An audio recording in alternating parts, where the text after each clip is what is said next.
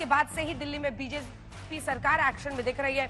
रेखा सरकार ने साफ कर दिया है कि आम आदमी पार्टी के कार्यकाल में हुए एक एक भ्रष्टाचार का पूरा हिसाब होगा। खुद प्रधानमंत्री नरेंद्र मोदी ने कहा था कि पहले ही बैठक के बाद हम रिपोर्ट पेश करेंगे। कैबिनेट के बाद बीजेपी विधानसभा में 14 लंबित सीएजी रिपोर्ट्स पेश करने जा रही है। सीएजी रिपोर्ट में सीएम बंगले जैसे तमाम मुद्दे होंगे। आइए जल्दी से आपको अपनी ये रिपोर्ट दिखा देते हैं।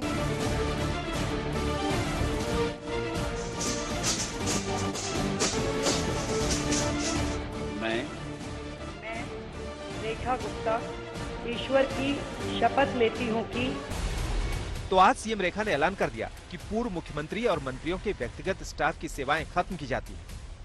अब दिल्ली सरकार 14 लंबित सीएजी रिपोर्ट को विधानसभा में पेश करेगी, जिसमें आबकारी नीति के साथ शीश महल की फाइल भी शामिल है। सीएम रेखा कह रही हैं कि आपके एक एक भ्रष्टाचार का पूरा हिसाब होगा।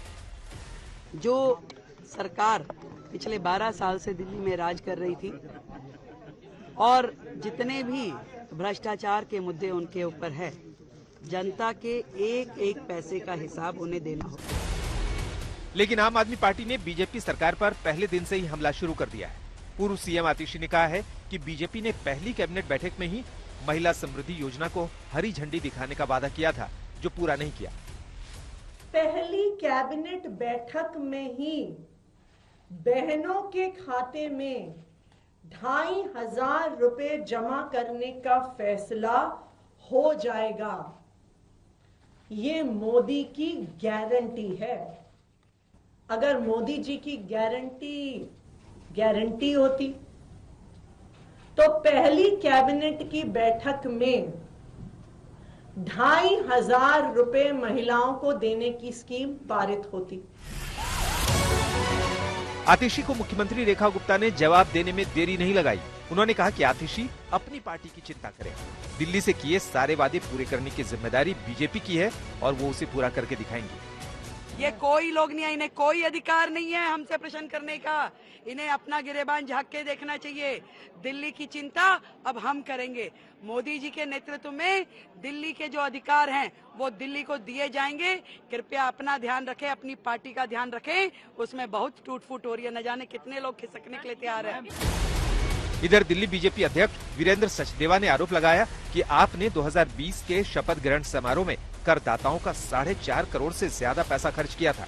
लेकिन बीजेपी का दावा है कि उसने रामलीला मैदान में हुए शपथ ग्रहण का पूरा खर्च पार्टी फंड से किया है। वीरेंद्र सचदेवा बोले, जनता खुद गुड गवर्नेंस और बैड गवर्नेंस का फर्क महसूस करने लगी है। कल आपने देखा होगा कि शपथ ग्रहण समारोह के निमंत्रण के लिए दिल्ली के अखबारों में ऐड गया था।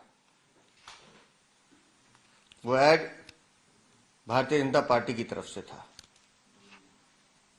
वो ऐड सरकार की तरफ से नहीं था, जनता के टैक्स के पैसे का नहीं था।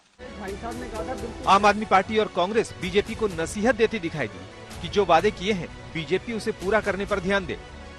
उन्होंने जो जनता से वादा किया है दिल्ली के, उन जनता से किए गए वादों के ऊपर उनको ध्यान देना चाहिए, उसको पूरा करें।